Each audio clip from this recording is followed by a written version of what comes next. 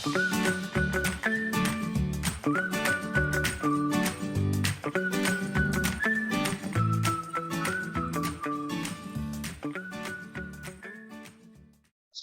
berjumpa kembali. Saya Hendry Uranus dari Teknik Elektro Universitas Pelita Harapan.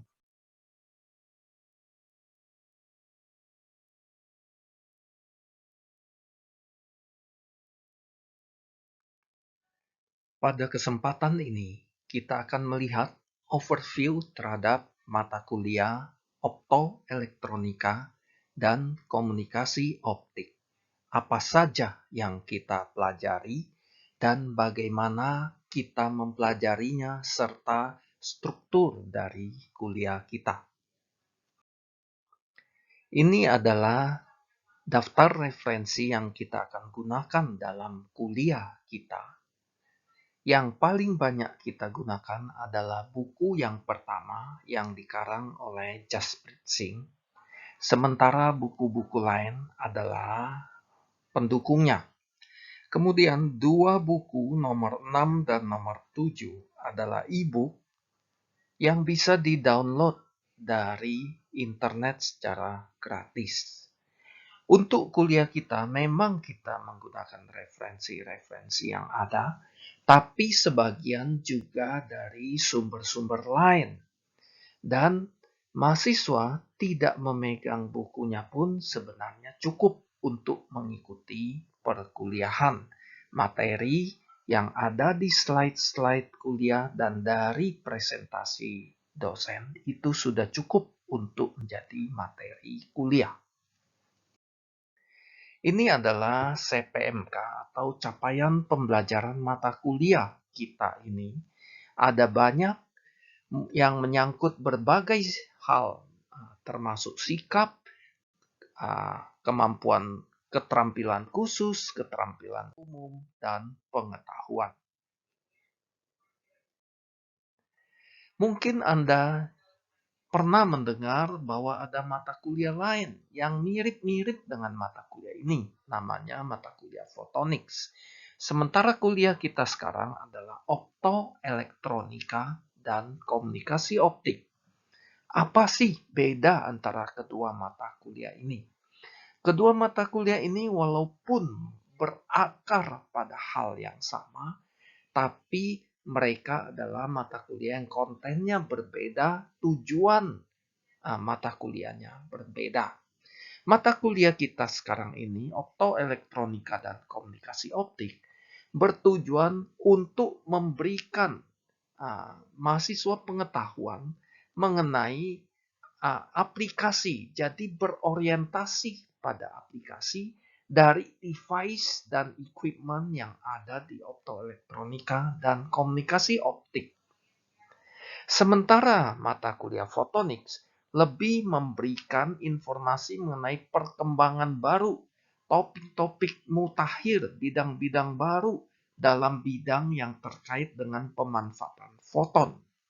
Dan topik-topik terbaru ini akan menjadi dasar yang dibutuhkan oleh mahasiswa kalau mahasiswa satu saat sesudah lulus ingin melanjutkan studi ke luar negeri atau ke tempat lain, ke jenjang yang lebih tinggi, di mana fotonika itu salah satu topik pilihan yang cukup seksi. Jadi, kalau Anda berpikir untuk melanjutkan pendidikan ke jenjang master atau PhD, atau mau mengambil beasiswa dalam bidang yang terkait dengan fotonika, maka Anda sebaiknya mengikuti kuliah fotonika yang akan diselenggarakan pada semester yang berbeda. Berikut ini adalah struktur dari kuliah kita.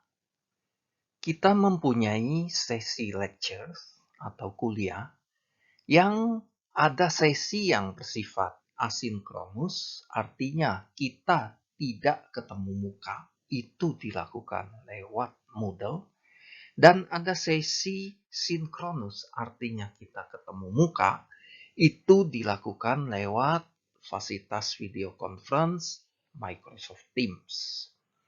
Selain itu, akan ada sebagian aktivitas yang dipindahkan ke sesi asinkronus. Jadi ada tugas, ada kuis, ada pertanyaan yang harus dijawab, dicari jawabannya dengan membaca buku, dengan menonton video, baik sebelum maupun sesudah kelas.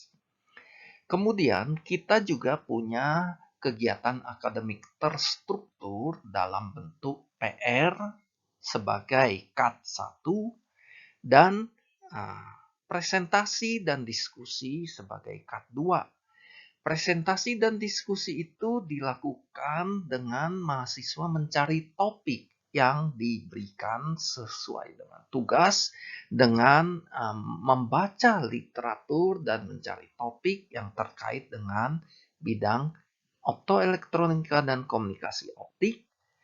Itu adalah bagian dari kegiatan dari KAT 2. Penilaian untuk kuliah ini dilakukan dengan penilaian terhadap KAT ini, KAT 1 dan KAT 2, dan juga ada ujian tertulis yaitu UTS dan UAS. Kita akan menggunakan media-media kelas virtual baik untuk aktivitas kita yang bersifat asinkronus menggunakan Moodle maupun kegiatan kita yang bersifat sinkronus menggunakan Microsoft Teams. Dan mahasiswa tentu saja butuh untuk mengakses internet baik untuk akses ke virtual classroom maupun untuk mengakses materi-materi yang terkait dengan optoelektronika dan komunikasi optik, misalnya untuk mempersiapkan presentasi dan diskusi. Dan untuk perpustakaan, mahasiswa juga bisa akses perpustakaan lewat website library.uph.edu. Kita menggunakan e-learning server yaitu Moodle learn.uph.edu. Di sana segala sesuatu terkait materi kuliah, terkait PR, terkait tugas-tugas, terkait paper yang berhasil dibuat untuk diupload, untuk dinilai, rekaman kuliah, itu semuanya ada di e-learning server. Penilaian untuk kuliah kita itu komposisinya adalah 30% kita akan ambil nilai akhir itu datang dari ujian akhir semester, 30% lagi datang dari ujian tengah semester. Kemudian 20% kita ambil dari PR, pekerjaan rumah. Setiap habis kuliah selalu ada pekerjaan rumahnya. Dan 20%-nya lagi kita ambil dari presentasi mahasiswa dan laporan yang ditulis dalam bentuk paper dalam format IEEE oleh mahasiswa berdasarkan materi yang dipresentasikan. Semua ini akan menentukan nilai akhir Anda. Kemudian untuk PR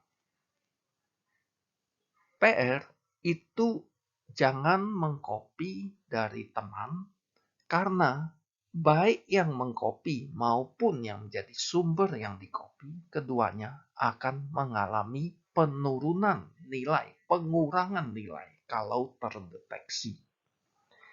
Kapan PR dikumpulkan? PR dikumpulkan dalam batas waktu maksimum 1 minggu sesudah kuliah berjalan.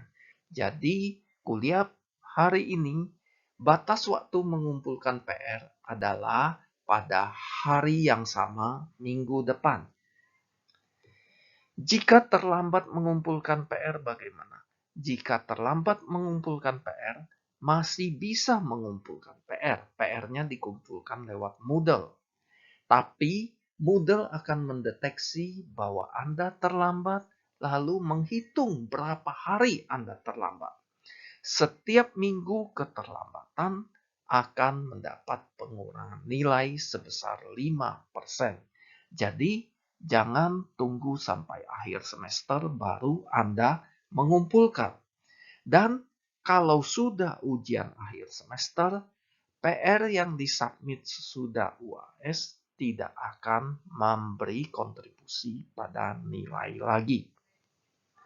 Kemudian satu hal lagi adalah setiap materi yang dikumpulkan, baik PR maupun paper, akan dicek oleh software untuk ngecek similaritas, yaitu Turnitin. Jika derajat similarity-nya terlalu tinggi, maka akan ada pengurangan nilai atau bahkan akan di-reject untuk tidak bisa diakui sebagai hasil pekerjaan mahasiswa.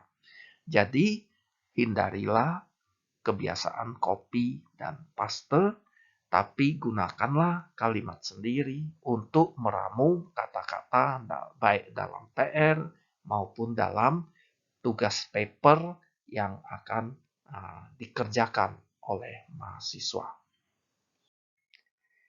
Ini adalah topik-topik yang kita akan bahas, kita akan pelajari selama satu semester ini. Hari ini kita akan langsung mulai dengan topik pertama, yaitu introduksi dan kita melihat aplikasi dari optoelektronika. Apakah optoelektronika? Bagaimana hubungannya dengan ilmu-ilmu lain? Apa saja yang kita bisa temui yang menggunakan teknologi optoelektronika dalam hidup kita sehari-hari maupun dalam teknologi yang kita temui pada zaman sekarang ini. Kemudian minggu depan kita masih membahas mengenai introduksi dan aplikasi, tapi untuk minggu depan kita membahas mengenai introduksi dan aplikasi dari komunikasi optik. Apa dampaknya dan apa saja yang kita bisa lihat dari komunikasi optik. Kemudian kita akan mempelajari dasar-dasar fisika dari cahaya, baik dia sebagai gelombang maupun dia sebagai partikel yang akan membantu kita untuk mempelajari prinsip kerja dari device optoelektronika. Kemudian kita akan membahas mengenai bahan atau material yang dipakai untuk membuat device optoelektronika. Mulai dari dieelektrik, semikonduktor, kemudian material-material maju, dan sebagainya. Kita kemudian akan membahas bagaimana kita bisa memodulasi cahaya. Apa saja jenis-jenis modulasi cahaya dan device yang kita pakai untuk modulasi cahaya itu apa saja. Kemudian kita akan membahas sumber cahaya dan teknik yang kita pakai untuk mendrive cahaya, mendrive sumber cahaya. Jadi transmitter, rangkaiannya. Kemudian perangkat aktif yang kita pakai untuk misalnya memperkuat cahaya atau meripit cahaya yang banyak dipakai pada sistem telekomunikasi. Kemudian kita akan ada satu pertemuan yang membahas mengenai optical fiber, serat optik, mengenai apa itu dia, macam-macam jenisnya, prinsip kerjanya, istilah-istilah yang berkaitan dengan karakteristik dari fiber optik. Sesudah itu kita akan masuk ke ujian tengah semester. Sesudah ujian tengah semester, kita akan membahas mengenai salah satu jenis transceiver. Transceiver itu satu device yang dalamnya ada transmitter dan ada receiver. Salah satu jenis transceiver yang banyak dipakai pada komunikasi data yang menggunakan fiber optik. Misalnya jaringan internet, jaringan LAN yang menghubungkan satu gedung dengan gedung yang lain dalam satu kampus, atau menghubungkan pusat dari sentral dari komunikasi data dengan pelanggan yang bisa dalam jarak 1-2 km sampai 10 km. Nah, perangkat itu disebut SFP atau Small Form Factor Pluggable Transceiver. Kita akan melihat itu. Kemudian kita akan melihat kabel dari fiber optik. Kalau yang di pertemuan sebelumnya kita melihat itu fiber optik sebagai suatu material yang terdiri dari core dan cladding, sekarang kita akan melihat bagaimana beberapa fiber optik dipilih, dikasih komponen-komponen tambahan untuk memperkuat dia, melindungi dia, untuk membentuk sebuah kabel. Konstruksinya seperti apa? Konstruksi untuk kabel yang akan ditanam di bawah tanah seperti apa? Yang akan ditarik melewati lautan seperti apa? Yang akan digantung dari tiang ke tiang kabel udara seperti apa? Kabel untuk indoor, kabel untuk outdoor seperti apa?